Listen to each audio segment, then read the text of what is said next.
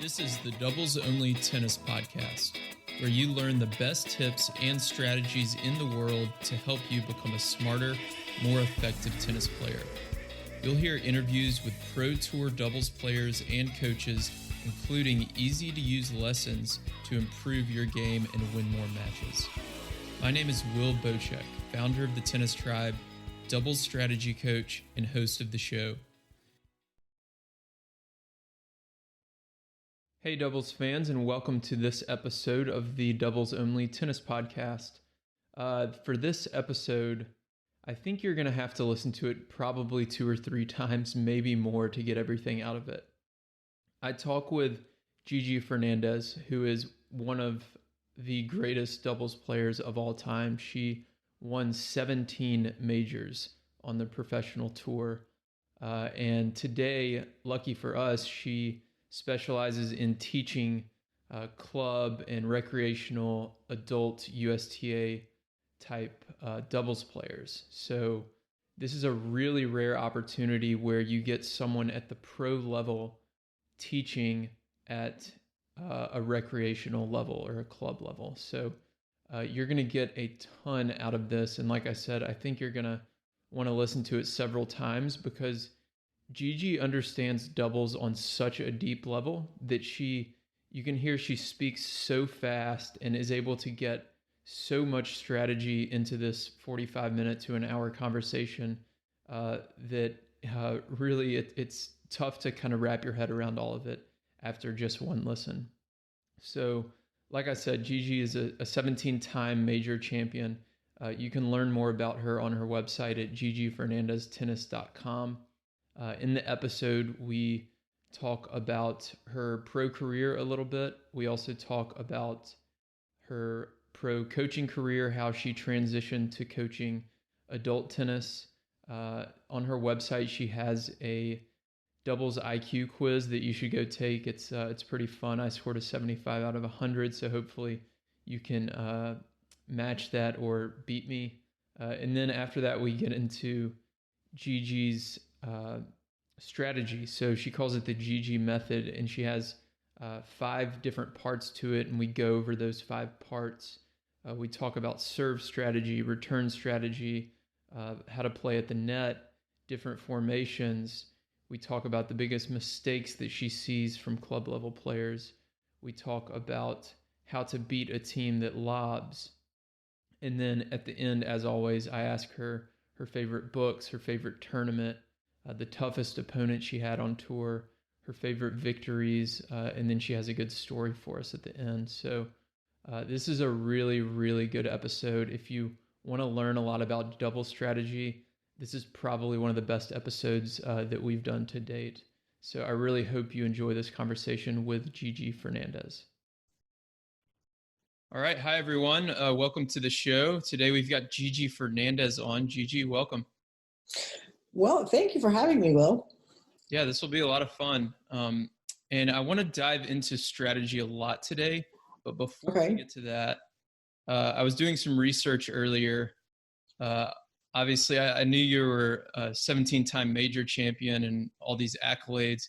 But I was going through your pro career and saw from 92 to 94, you won 3 majors per year, and you won 9 consecutive finals and only dropped a set in 2 of those finals, which was just mind-blowing to me. I don't know if anybody's ever told you that. I knew that I won 6 in a row, but I didn't know that we had 9 consecutive finals, and I didn't know that we only dropped 2 sets in the finals. That was good, I guess. So in 3 years, winning 3 of the 4 majors, and then winning 9 straight finals, what was your mindset like during those years? Obviously, you're the best doubles player in the world. Every time you're on the court, you've got to feel just so confident. Yeah, it was, once we got rolling, Natasha and I got together right before we won our first Grand Slam, which was the French Open in 92. We won that one. I don't remember if it was easy or not, but I remember after winning Wimbledon, we thought we kind of had something pretty special going. And then we won the first 6 Grand Slams that we played, which is still a record, I believe. No one's done that. Mirza and Hingis got close. I think they won the first 4 that they played. But it was, I mean, it's a really nice feeling to walk on the court knowing that you don't have to do anything special to win, that you just have to play your game.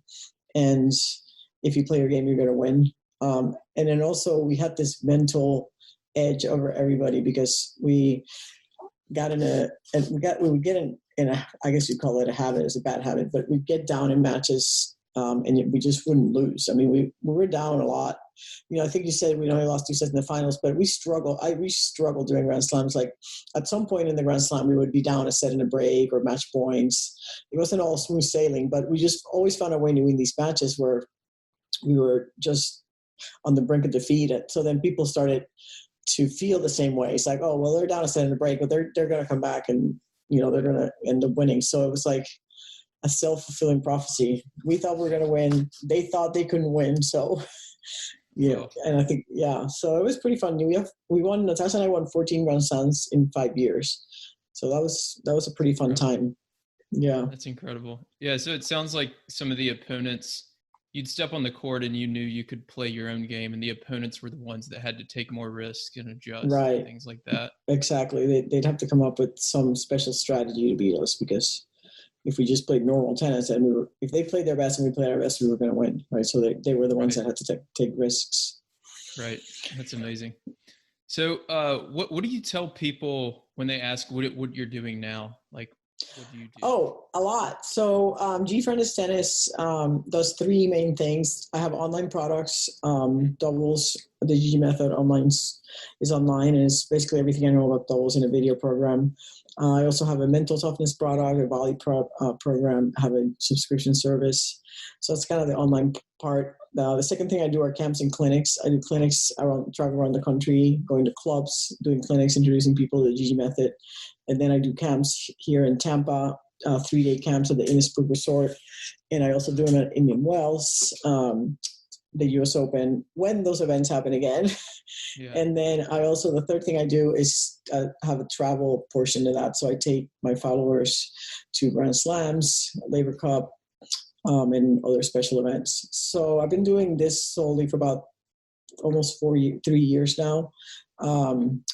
And it was going really well until COVID hit. And COVID has been, of course, a deterrent for people to travel.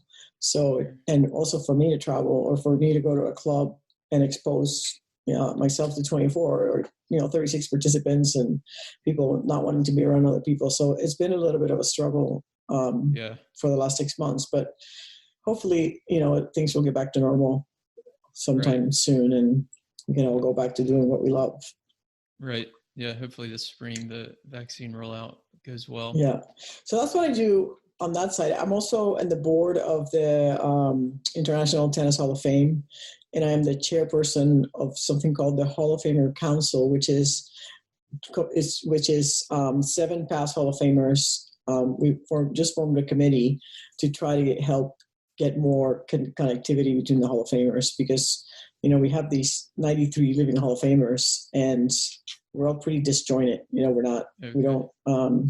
We don't have a really community around it. I mean, it's like you get inducted, and it's the greatest day of your career by far, and then you kind of go away, and no one ever knows what you did. There's so many. If you think about how many Hall of Famers are out there, that if they're not broadcasting, you never hear from them. And I'd like to know how, like, for example, Gabby Sabatini's doing, or I don't know, like Mauresmo, a contemporary. Like, what is she up to? Like, she's not coaching right now. What is she up to? So we're just trying to get more connectivity with the Hall of Famers, and that's a fun project. Cool. Yeah, get some events to connect everyone again. Yeah, that's awesome. And then for a little bit after your pro career, I think I read that you did some coaching as well on the pro level.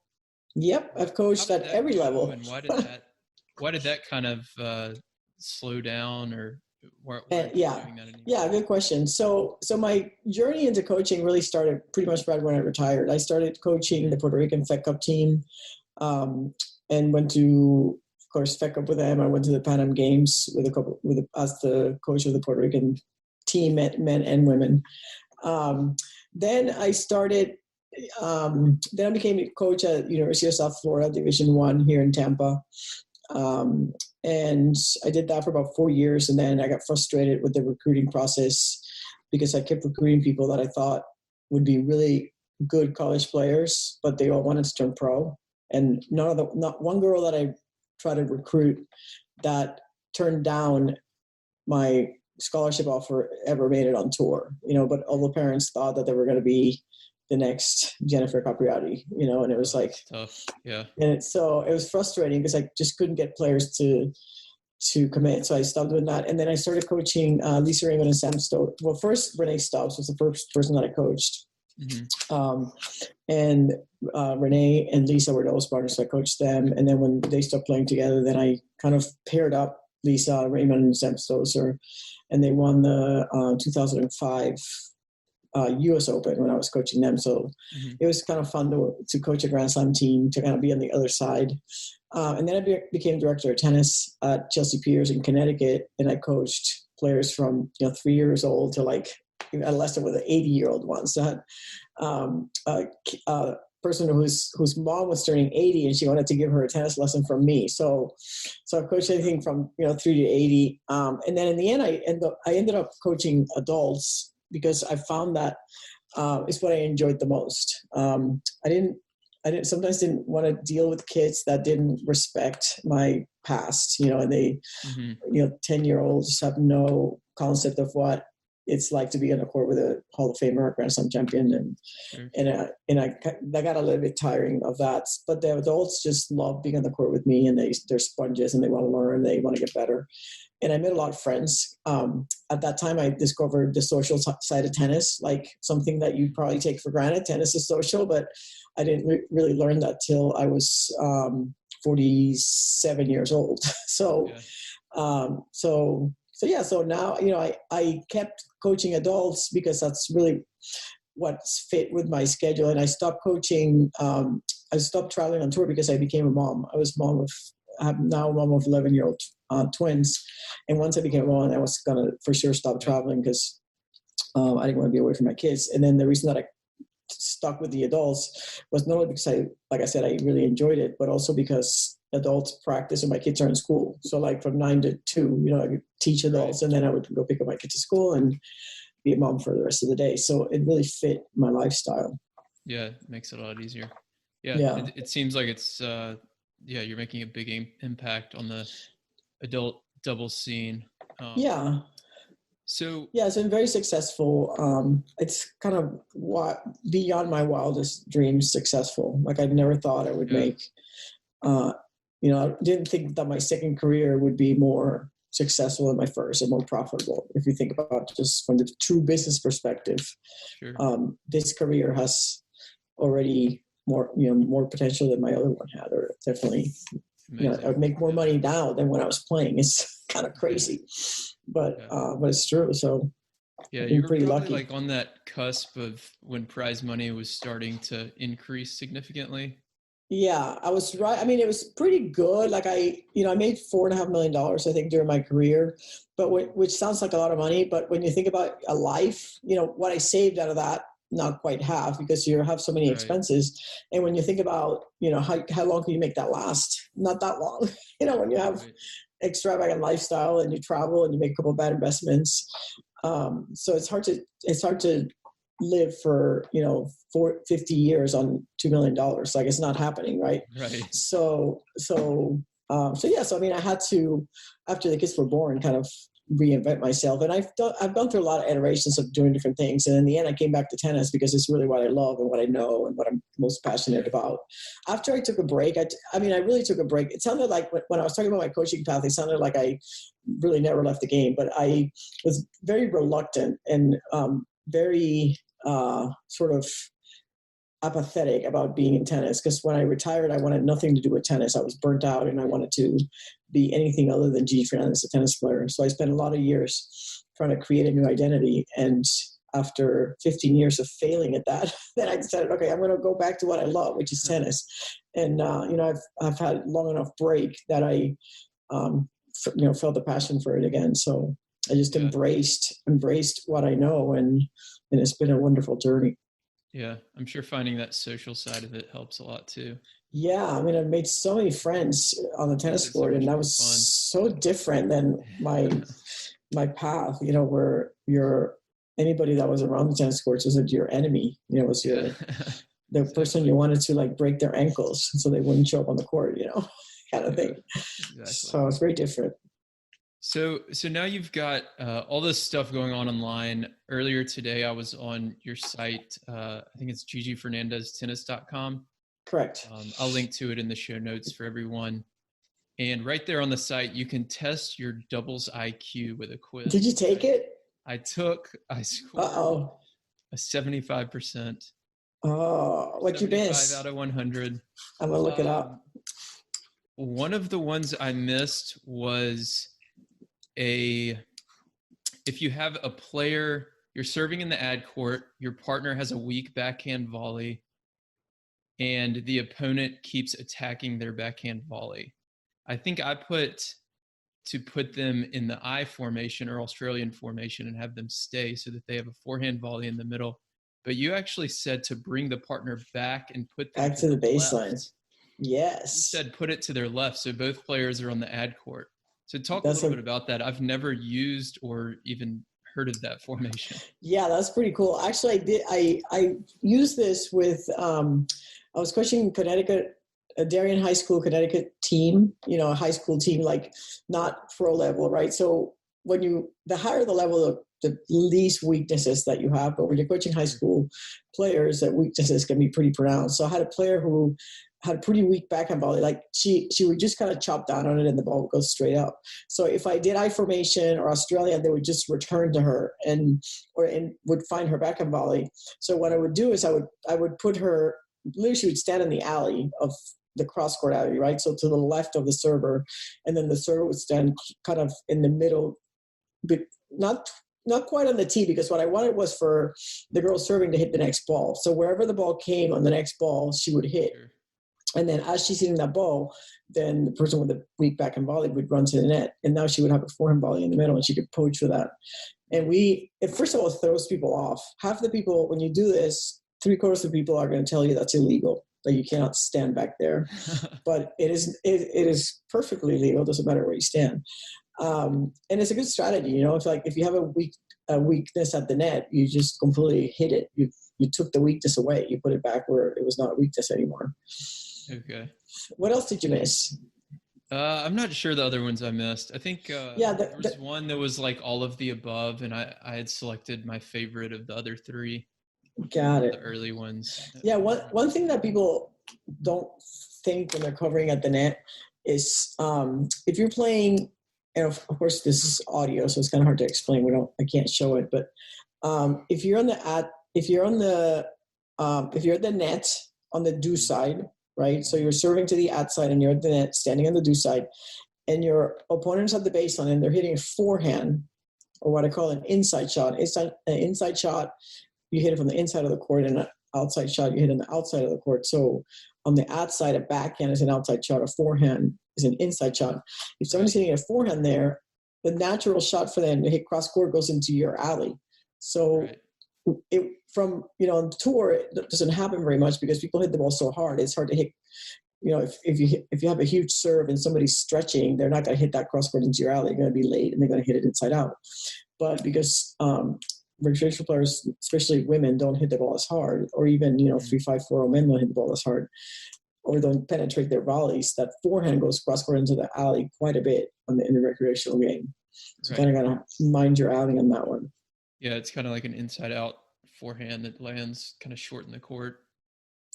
But it's not inside out, it's inside in. It's actually a cross court forehand, but cross court meaning it's going from the middle of, like if you're hitting it from the tee, right? Cross court goes into the alley that you're standing in, with the outside player standing in. You can see it here. So I'm talking about this shot. We'll post the video too. So. Yeah. So if somebody's hitting the ball from an inside shot, if somebody's hitting an inside shot here, like this person has to watch this alley. The cross court person is going to watch the middle, and you cannot hit inside out into here from an inside shot because your partner's in the way. right? I mean, if you're running around and hitting a forehand, well, now that's an outside shot because you're standing on the outside part of the court. Okay. But if you're standing on the inside of the court, then you cannot hit from the inside of the court into the far alley. You're hitting your partner in the back of the head. Yeah. So, tough one. Yeah. Cool. Well, yeah, that's one I missed. I know I missed the server's role, I think, was all of the above. And I had put my favorite one, which I think I put make a high percentage of first serves. Yeah, all that. And you got to communicate, control the tempo of the game, communicate with your partner. Yeah. Mm-hmm. Well, 75 is not bad. I get 35s and 40s a lot. That's good to hear. Yeah. Makes me feel a little better. Yeah. So let's go. I want to go through the Gigi method. So okay, sure. That all over the site. We've got positioning. There's 5 or 6 different things. 5 steps surrounded by competition. 5 steps surrounded by competition. Yeah, so the first one is positioning. Yeah. I mean, so positioning, you have to know where you're standing. And people are so sometimes oblivious about the fact that they're in a positioning error. So when you're playing, if you are on the other side of the court, your opponents are in a positioning error, then you have to attack the positioning error because you can win points of positioning mistakes.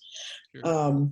And what I tell players is if you're in the center of the service box and you break the box in half and you break it into half again and you stand right in the middle and then you extend your arm and draw a circle around yourself, it's about a 6-foot circle. You should be inside that circle anytime you're at the net. So if you're in that circle, you're good. If you're outside that circle, bad things are going to happen. If you get too close to the net, you're going to get lobbed. If you get too close to the center line, you're leaving your whole alley open. If you get too close to the service line, you're going to get lobbed. And the only exception there is if you're anticipating lob, then you could stand outside your circle. And then if you get too close to the alley, then you committed the cardinal sin of doubles, which is you stood in your alley to cover your alley. There's really no reason in doubles, particularly in recreational tennis, to cover the alley because it's the hardest shot to hit.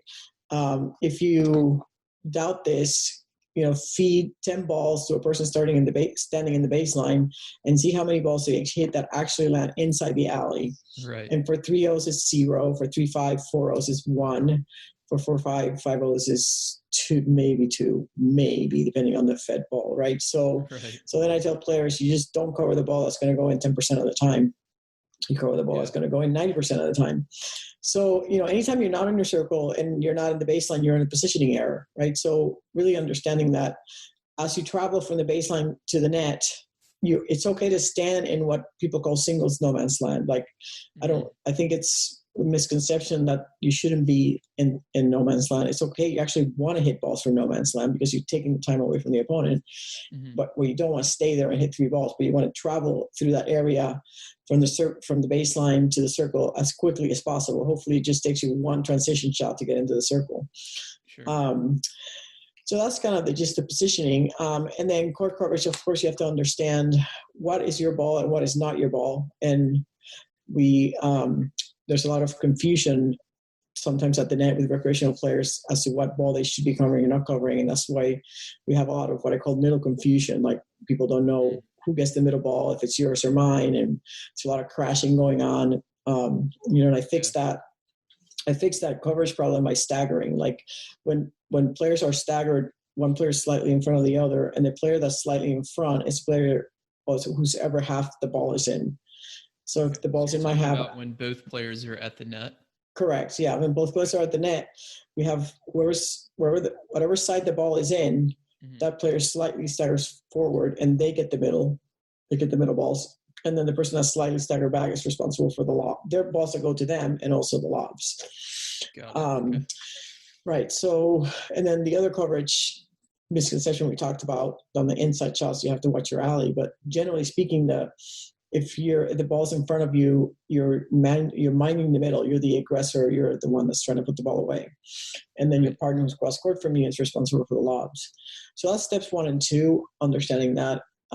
Then 3 and 4 are, do you want to talk more about those? 3 and 4, let me ask you a couple questions on those. Sure. Yeah. So positioning, the one thing you said is people cover their alley too much, it sounds like. What are some other common positioning and court coverage mistakes you see for that 3-5, 4-0, 4-5 level? So the first one is standing too close to the alley, right. Thinking that you're protecting your alley. And when you do that, you leave 85% of the court for your partner.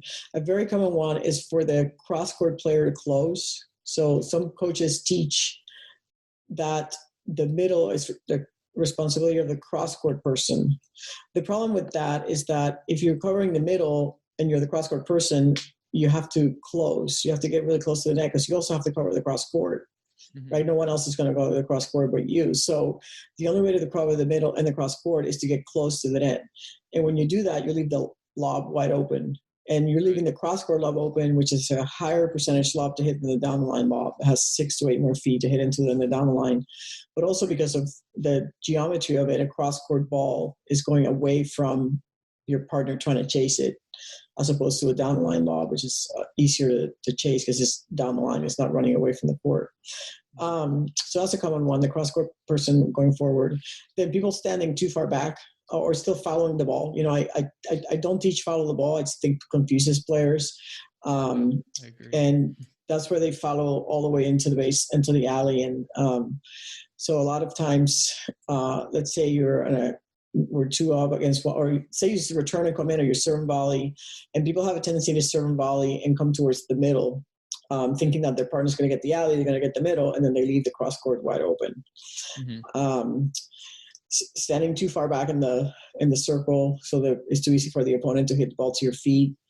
Another positioning error is standing 3 to 5 feet behind the baseline. When you're at the baseline, going back, letting the ball bounce, and the further back you are, the more time you give your opponent. In doubles, you're always trying to take time away from the opponent. So if you're standing kind of hugging the baseline and not going back, taking the ball on the rise or in the air if possible, then you don't give your opponents time to get in position. Right. Yeah. Those are all really good ones. Yeah. One thing that I like to tell my readers is a lot of these rules also kind of depend on the what's going on the court, right? Because there's so many variables in doubles.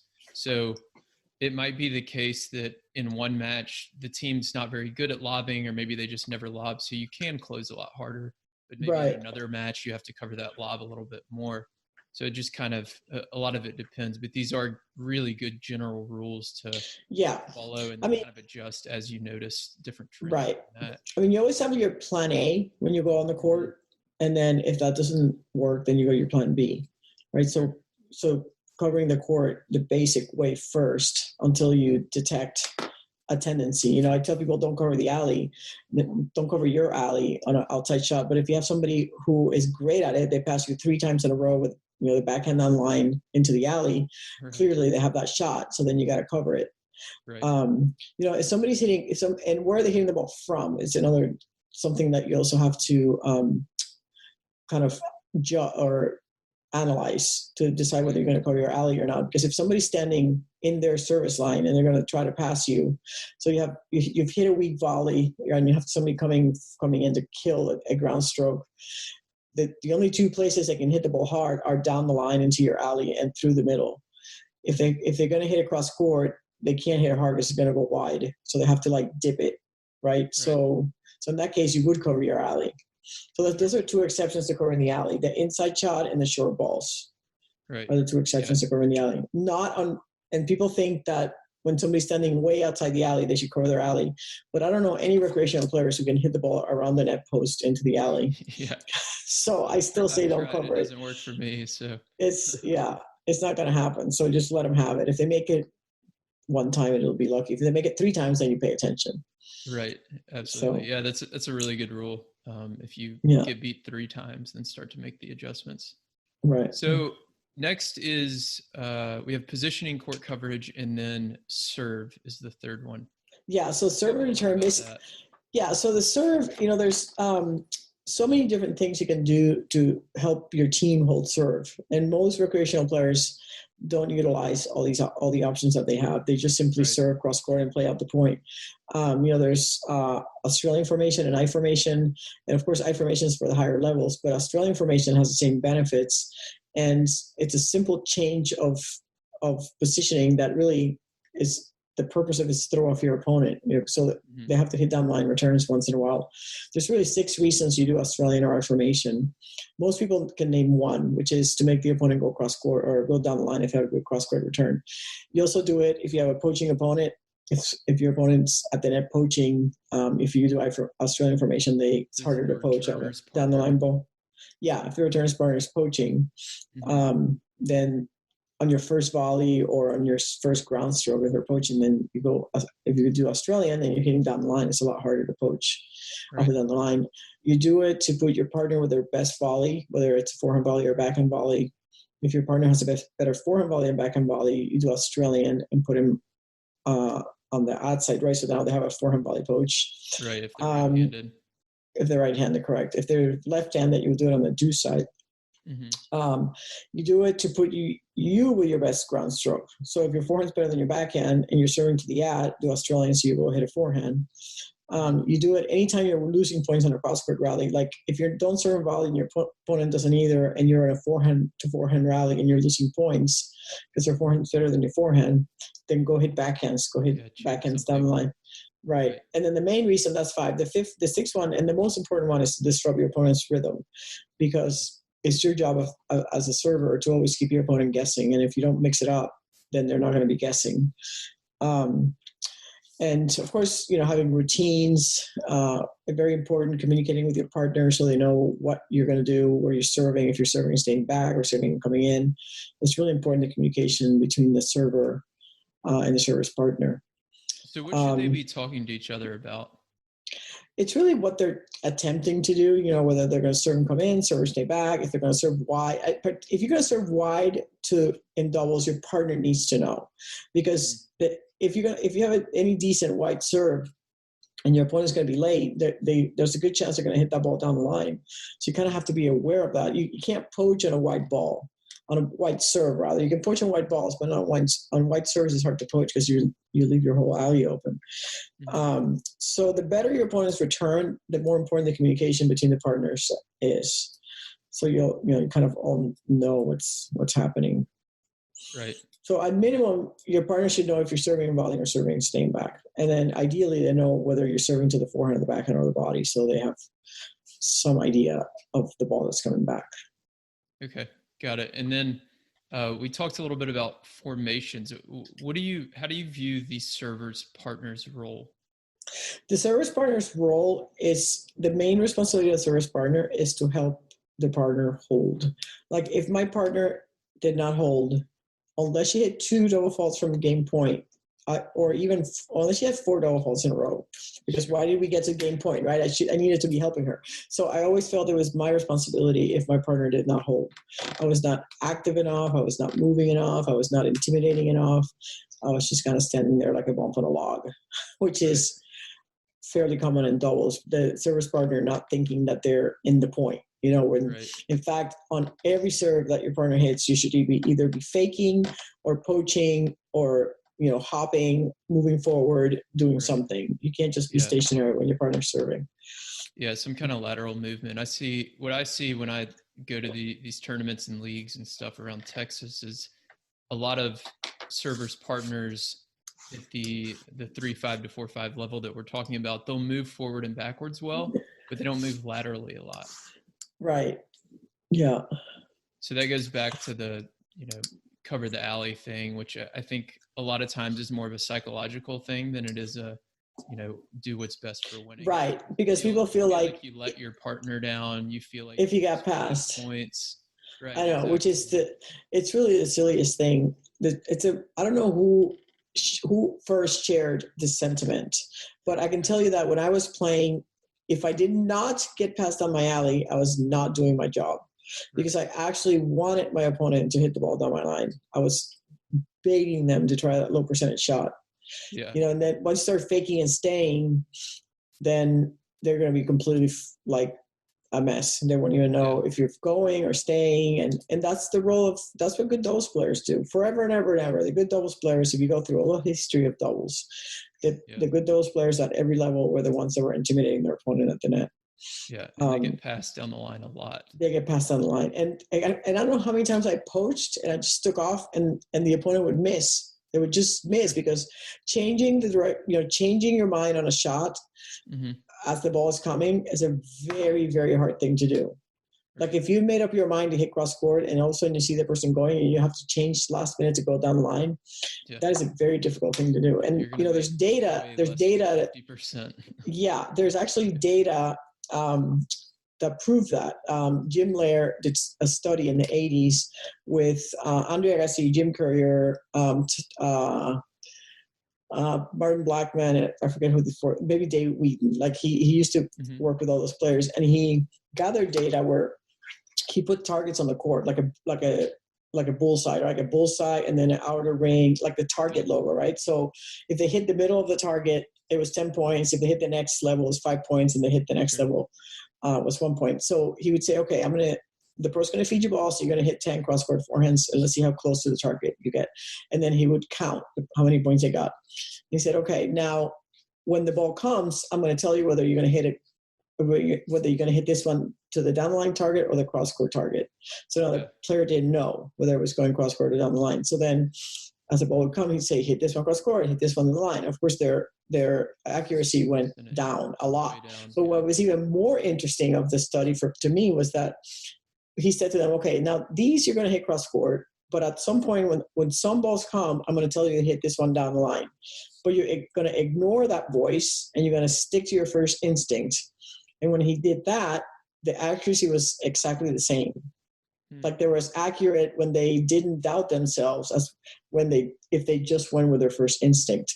So what that tells you is, if you have a doubt about what shot to hit, go with your first instinct and don't change the direction or don't change the shot in the middle of the trajectory of the ball, right? So that's why we poach, because we know that players are going to be more inconsistent if they try to go behind you and when you make them change their mind in the middle of the shot. Yeah, absolutely. Yeah, I'm gonna look up that study, see if I can find it, and I'll include that in the show notes. And that's a good transition to our next the next topic, which is returning. Returns, so it sounds like we shouldn't be changing direction on our return. What else do we need? Well, when you boil it down, you have two choices when you hit the return. You can drive the ball and you can lob the ball, right? And at the core, that's the two things you could do. Now, if you're going to drive the ball, most of the time you're going to hit cross court, but you can also hit it at the net person. And I think that's an underutilized return. You can change the direction of the ball on a serve if it's not hard. So if you have a second serve, it's a good time to hit at the net person. Now, what you don't want to do is try to hit it into the alley, because then you're cutting your chances of making the shot. You want to keep the ball in the center of the court as much as possible. And the lob is very underutilized return in the recreational game. I used to constantly lob. I would lob once a game. Normally I was hitting a lob and coming in. And for some reason, people don't think to lob, or they don't practice it. It's a shot you have to learn to hit. Kind of like the bump drive lob. It to my game over the last year. I used to never lob my returns. Yeah, and it's so effective because, especially if you have a poaching opponent, because if you start lobbing, they'll stop poaching because they have to back up. Yeah. So, the thing with those is you have to utilize the whole court. You have to try to, hit as many shots as possible. But so I tell players, I do this one drill where where we say, okay, we're going to practice return, but you can hit. There's 3 returns that you can hit that are not your normal return, and these are the 3 that we're going to practice. So the normal return is you hit cross court and you stay back, right? That's what everybody does. Hit cross court, stay back. The other 3 options are return and come in, drive it at the net person, and lob the net person.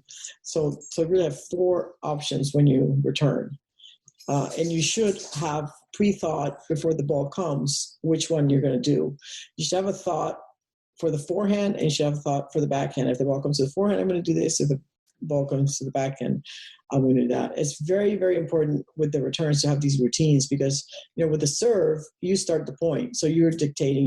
You're not going to start serving until you're ready, and you decide where you want to hit the ball. But sometimes for the return, people aren't ready, and they don't have a plan for return. And you absolutely have to have the plan when you return. Right. Okay. So if I'm the returner, I need to be thinking before first and second serve. Forehand, I'm doing this. backhand, I'm doing this. Correct. Of course, we need to be practicing those different returns as well. Right. And if it's going to the body, if it comes to the body, I'm going to run around and hit a forehand, or I'm going to run around and hit a backhand. Right. Okay. And then what about the returner's partner? What should they be thinking about? The returner's partner's got a tough position. That's, to me, the hardest position in doubles is that of the returner's partner, because if you have a poaching opponent, you're going to be in trouble right away. So a lot of times, a great strategy is to bring the returner's partner back if the returner's not returning well. And some people think that's a bad thing to go two back. In fact, I'd much rather have two players be at the baseline with two players at the net on the other side than have one up, one back with two on the other side, because the best position in doubles is two players at the net with one up, one back on the other side. And the worst position in doubles is to be in the one up, one back when there's two at the net. And by the best and worst positions, I mean statistically, the two at the net are going to win the majority of the points. And this is at all levels. I'm not making this up. This is there's plenty of data to show this. So if you ever have, if you're the returner's partner and you're feeling threatened, or your partner's not returning well, or you're feeling like you're not being helpful, just go back to the baseline and hit ground strokes. When you're two up versus two back in the recreational game, it's not clear who has the advantage. In the pro tour, usually two up has the advantage over two back, unless you're like in red clay and you have amazing ground strokes and you're Rafa Nadal and Roger Federer or something like that. Sure. But in the recreational game, two up versus two back, sometimes the two back have better ground strokes than the volleyers. So you can win a lot of points in games by playing from the baseline. Right. But what we don't want is two up against one up, one back. Right. That makes sense. Yeah. And especially I'd imagine if you're the return team, you don't need to win, 50, 60% of your games to win the match. You really need to win only maybe 30 or so percent of the games. So yeah, if you when you're returning two back and increase your percentage, then right. Sure, it seems like a great Yeah. I mean, if you have the mentality that if you never lose a serve, you never lose a match. If you understand that, if you never lose a serve, you'll never lose a match, including if it goes to the tiebreak and you never lose your points, right? So if you start to develop that mentality and start to hold serve consistently, then all you need is one break, and that's a set. And that's how the pros think. The problem with recreational players is that because they can break, because the serve is not as powerful, it's a lot easier to break, they don't treat their serves with as much importance, because it's like, oh, well, I lost my serve, but I can break next time, so what's the big deal, right? But if you can change your mentality to like, I have got to hold my serve, which was my mentality, because if I didn't win my serve, one break was the set, more generally speaking, when I was playing. It's a little bit... Yeah, it's different now. Yeah, right. But it's different now because the returns are so big. On the tour, it's different now. It's the returns have a bit of an advantage. The returns are bigger than the serves sometimes, but not when I was playing. And when I was playing, the tennis in the 90s, 80s, 70s is more equal to like recreational tennis now, right? I mean, recreational players will never have the power of pros today. Sure. Impossible, right? But so you think about how doubles was played 30, 40, 50 years ago, and that's how recreational players should be playing. It's interesting. You're going to win more points at the net, period. Interesting. In fact, I'll give you a stat for people who disagree. From the 2015 Australian Open, the best ground strokes, best players in the world, 2015 Australian Open, from the second round to the finals, of all of those points that were played, 60% of the points ended in an error. Okay, so like that's a high number. Like for recreational players, it's more than that. At Wimbledon is 70% because it ports faster. But of the 40% point, do you know the stat of the 40% points that were winners? What percentage of the points do you think were won by the net player and the baseliner? So out of 40%, what percentage of the points do you think the baseliners won? And these are the best ground strokes in the world. You mean the winner was hit from the baseline versus right, so from the net? Correct.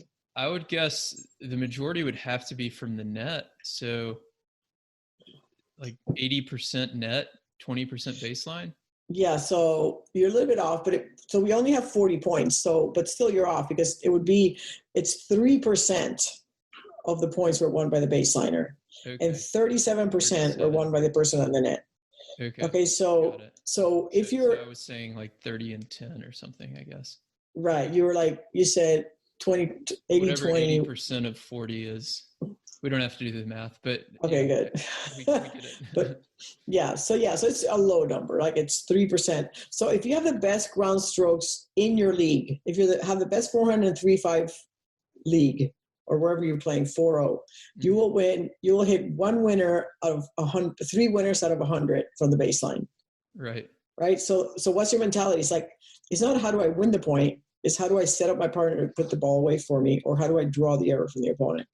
And that's really the mentality of good doubles players. It's always setting up their partner or drawing up the error or trying to draw the error. So that brings up a question for me. So one thing I see a lot is, like, for that club player who knows, I've got the best forehand on the court. I'm playing 3-5 and I've got a 4-0 or a 4-5 forehand. So I'm just going to sit back here and just crush forehands and win all these matches. But a lot of people don't think about, how do I get to that next level? If I'm a 3-5, how do I get to 4-0? If I'm a 4-0, how do I get to 4-5? And the answer oftentimes is not going to be sitting at the baseline and hitting your forehands, right? It might be working on some of these other skills. Like net. How do you coach people for that and think about improvement? Yeah. So, so that's why I have my camps, because in 10 hours on the court, the wild improvement. You can have wild improvement because you really learn the game. You learn where to stand. You learn what's high percentage, what's not. You learn shot selection. You learn serve strategies, return strategies. Whereas, if you worked on your forehand for 10 hours on the technique of your forehand, you'd have moderate improvement. But it takes a long time to make a stroke better. Sometimes months and years before, you can put a new stroke into play, or you can really take advantage of developing a stroke. But if you learn positioning, you learn the art of doubles. If you truly become a student of doubles, you can start winning matches just by being more intelligent than your opponent. In fact, Natasha and I we won because we knew doubles better. We were not the better players on the court, a large portion of the time, because in our generation, the top singles players played doubles. So we were playing against, Martina Navratilova, Martina Hingis, Lindsay Davenport, Yana Novotna, Arantxa Sanchez Vicario, Conchita Martinez, all these number 1, 2, and 3 singles players in the world. Mm-hmm. But, Natasha and I, who were like 15 and 30, so we're in that range, we were not better than them.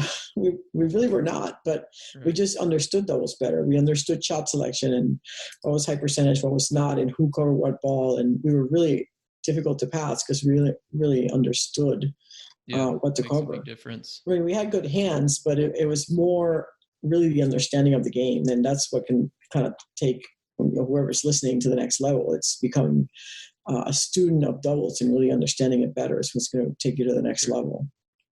So I know we're kind of running low on time. How much more time do you have? I'm good. Okay. I have 15 more minutes probably.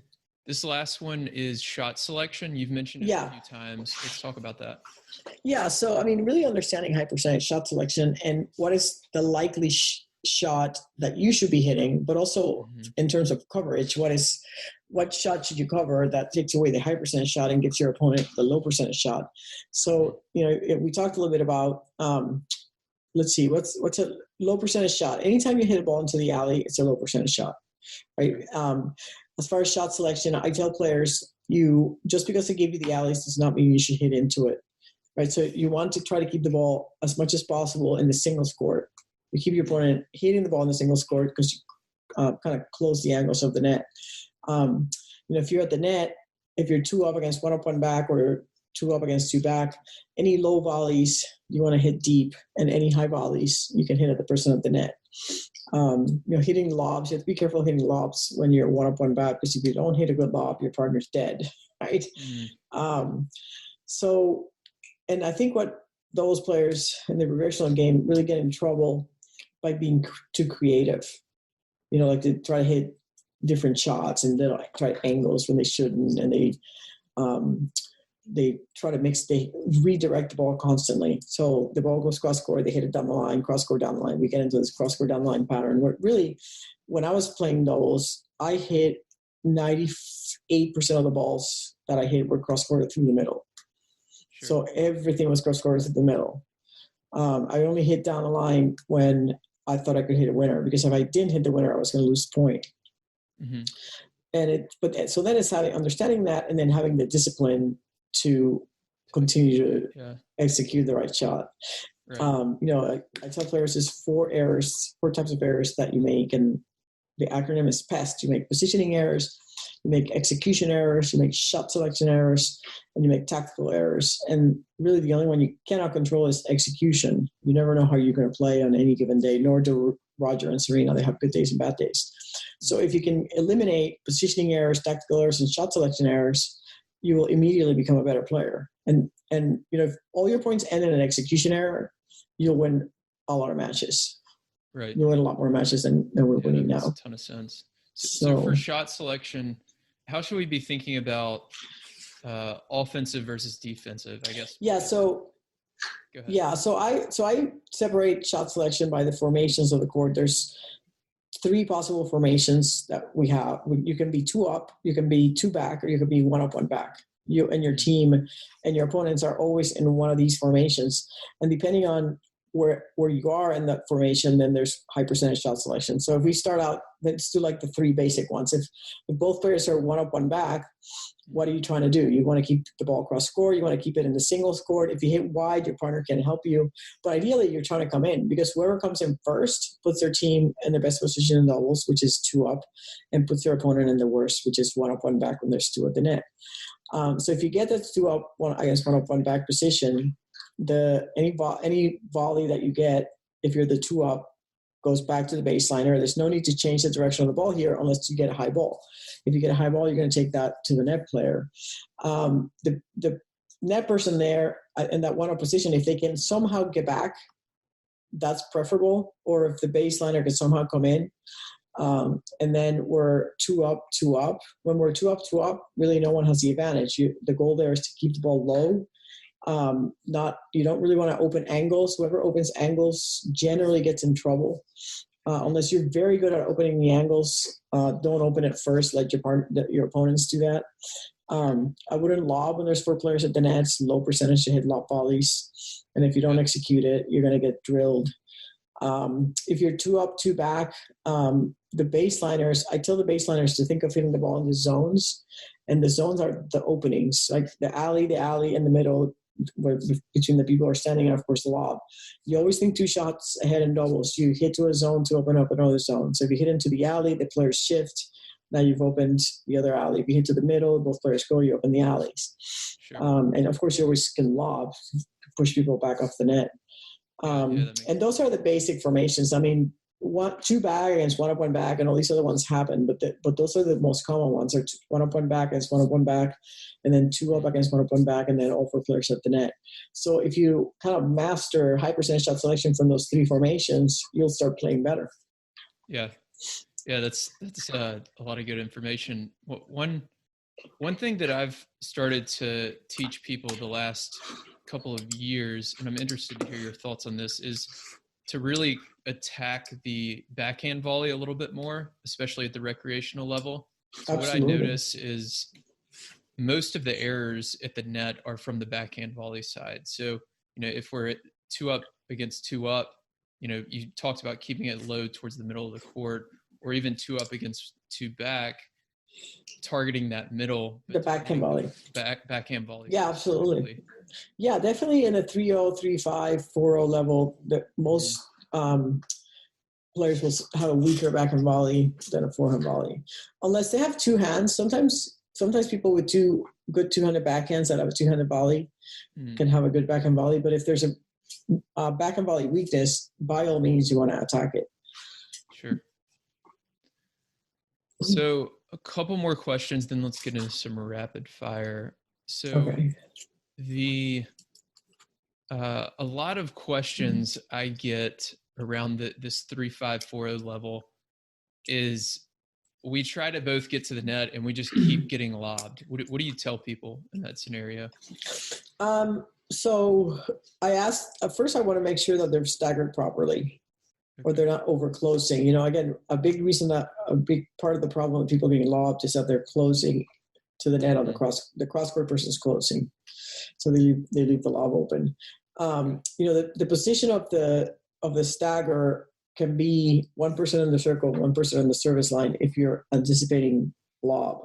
Mm-hmm. So if you're getting lob, don't get close to the net, and just kind of hold your staggered position with the anticipation of the lob. But yeah, I mean, it is a weapon. The lob is a weapon in the recreational game because overhits are not weak. So if you're constantly getting lobbed, then I say don't come in, stay two back, and then if they're at the baseline, then you bring them in. Mm-hmm. Like have your server's partner be back and have the returner's partner be back. So you always want to avoid what is beating you. Sure.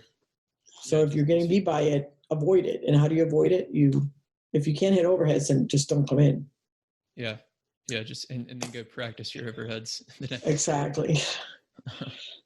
Okay. So, a couple more questions. So we've talked a lot about strategy. I want to kind of transition back to the pro tour. Singles is obviously far more popular on the pro tour than doubles. What is it going to take for doubles to become, it'll never reach the singles level, or at least not anytime soon.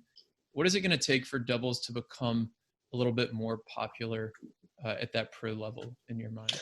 I think it'll take the fans speaking out, and really demanding like more coverage. I mean, it's interesting because if you ask most people that are watching, tennis at a tournament, what do they play? They play doubles. They don't play singles, right? So, networks won't show it yet. A couple of years ago, they did an experiment where I think it was for the month of October. They played doubles matches. They played like all doubles matches from random tournaments in Europe, and the ratings were through the roof. Really? Yet, who did this? Yes. I know, it's a little known secret because I actually talked to the WTA about letting me have access to those doubles matches so that I could play them. I have another website called doubles.tv where it's where all my products are, all my kind of informational or instructional products. And I wanted to put doubles matches in there that were commentated. So I would commentate the match for the viewer, kind of going through what I thought was wrong and right. And they shared that with me, and it's like, so then what happened was the broadcasters will not release it because now they think it's valuable, but they won't play it because there's not enough airtime. And it's like they'd rather play some 100,000 satellite in the middle of nowhere than play a quarterfinals of a tier 1 event, which I don't get. Yeah. So, I mean, if you keep complaining to tennis channels, just keep complaining, keep complaining, and eventually they'll show it more. Yeah, I'm working on that. I'm trying to rally the troops and do that. It's hard. This experiment, was it the WTA that did the doubles thing? Yep, the WTA. Okay. Mm-hmm. Interesting. It's in, I think, October of 2018 was when they did it.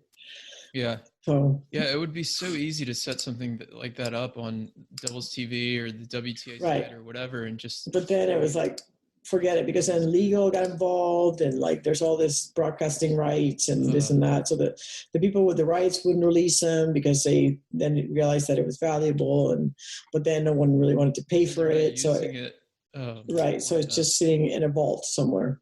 That's disappointing to hear. Well, hopefully we can change that. Cool. So let's end with some rapid fire questions. Okay. These are going to be just quick questions. They can be quick or long answers. What is your favorite tennis book? Oh my God, none. None? What's your favorite non-tennis book then? Darn. I read so much that I can't pick one. I have so many, like whatever I'm reading at the time. You've read. Hillbilly Elegy, Education. Oh, yeah. What else? Those two just came to mind. Okay. Oh, Where the Crawdads Sing was spectacular. Mm-hmm. I love historical fiction. Any historical fiction, I love. Cool. Okay. What was your favorite tournament to play? The Australian Open. Australian Open. Who is the toughest opponent you played against? Monica Seles. Why? She stood 3 feet inside the service line to return my serve, and in singles, when I played her, it was impossible to get to the net for a first volley. So she took your time away? Yeah. What is your favorite win of your career? My favorite win? It's probably a close tie between beating Martina and Pam at the 1988 US Open, which is my first Grand Slam. It was in the semifinals, and they were the best team in the world by far. They had just lost a 108 match win streak. And my partner Robin White and I were unseated, I think, or seated 15 or something. And we beat them and ended up winning the tournament. So that would set up my first Grand Slam win. And the second one would be a very close second, the first Olympic gold medal when we beat the Spaniards in Spain in front of a packed stadium. It was 12,000 people watching, so it was the biggest crowd I ever played in front of. So that was kind of fun. Nice. Awesome. And then last question, I might have to change this one. I always ask people, what is a tennis story that you've never told anyone?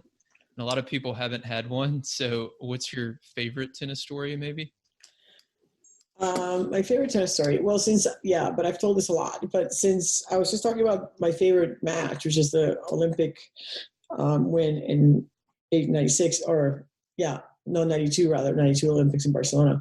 My favorite story is, Mary Jo and I were playing that match, and we were up 7-3-1. I was serving 30-15, and between my first and my second serve, these two people walk on the court. Literally, I hit my first serve, and I was serving to the outside. And they just walked on the court to take their seats, and their seats were like kind of eye level, so I had to stop, wait for them to take their seats. The whole crowd is like going, "Rrr." I thought they were like yelling at them to take their seats. And of course I proceed to double fault, and I go up to Mary Jo and I go, "God, Mary Jo, what are those people doing?" She goes, "Gigi, calm down. It's the king and the queen of Spain." So the king and the queen of Spain had this habit of showing up at gold medal matches for the Spaniards, and then the Spaniards would elevate their games and come back and win gold medals. They've been doing it throughout the games. And sure enough, Rachida and Arantxa started playing like out of their minds, and they won the next 6 games. We're down 2-0 in the third before we were able to turn around and come back and win it in the third. Wow, what a mental battle. I know. The king and queen come out between serves. I know. I was pretty upset about that. Well, at least you got the victory. Yes. Awesome. Any other final statements or requests from the audience? Well, I have a lot of good products at doubles.tv or gfranstennis.com. My camps are super fun. They're here in Tampa. They're 3 days. We play about 10 hours over 3 days. We cover all the Gigi method off court, and then we talk about the mental game. And I've been keeping them really small because of COVID, only 8 players of the same rating. And they're very popular. So if you or your friends ever want to go to a doubles camp, if you travel to, tennis travel to camps, yeah, absolutely, keep that in mind because it's really a fun time. Yeah, absolutely. Yeah, and we'll link to all of that in the show notes as well, so people can find appreciate it. And all right. up. And thank you, Gigi. Really. Thank you. Sorry I was late. Bye. No, you're fine. Bye. Bye.